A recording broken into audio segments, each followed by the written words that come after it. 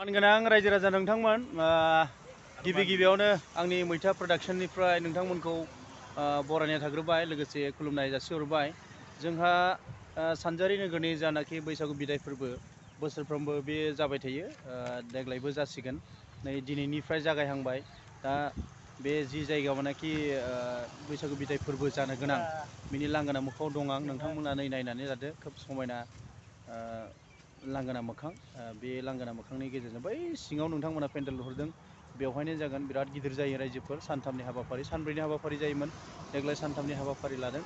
बेनिखायनो नोंथांमोना आंनि चेनेलनि गेजेरजों जोंनि सानजारि नोगोरनि रायजो राजा बिथांमोना माबायदियै बैसागु बिदाय फोरबोखौ फालियो आरो बेसेबां गामि बेसेबां रायजो राजाफ्रा बेवहाय बेसेबां माने बाहागो लागिरिफोर फैयो बेखौ नोंथांमोना आंनि चेनेलनि गेजेरजों नुलांबाय थागोन। नोंथांमोनखौ नायलांबाय थानो थाखाय आं गुरै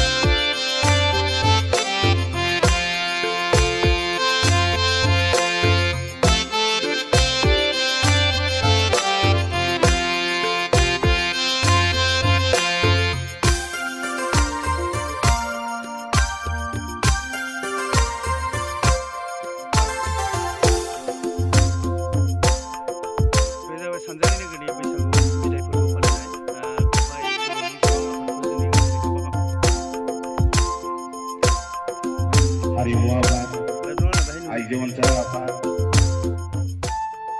UBP जोङो दिनै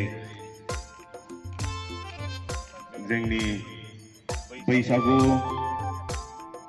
बिदाय फोरबोखौ मोजाङै मोजां दैदेनलांनो हाथों बेखौ हास्थायदों।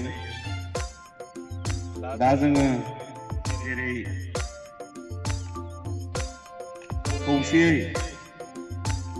फिरफिलाखौ बिरहोदों, उनावबो जोङो बेफोरबायदिनो गासैबो हारि बर' हारिया खौसेयै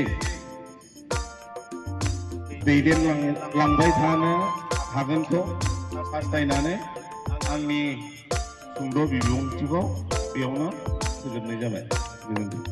दिनै सेथि हाबाफारि बिथांमोननि सहाय सहযোगजों जोङो बे सानथामनि हाबाफारिखौ मोजाङै खुंफुंलांनो हागोन। बेजों लोगोसे